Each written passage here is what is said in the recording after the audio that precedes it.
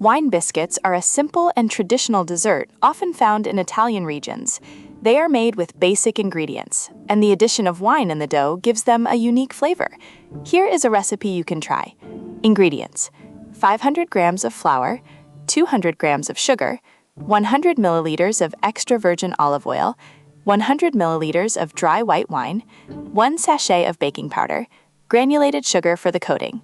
Preparation: preheat the oven to 180 degrees Celsius. In a large bowl, mix the flour and sugar. Add the baking powder and mix well all the dry ingredients. Make a well in the center of the dry ingredients and pour in the olive oil and white wine. Knead with your hands until you get a smooth, homogeneous dough.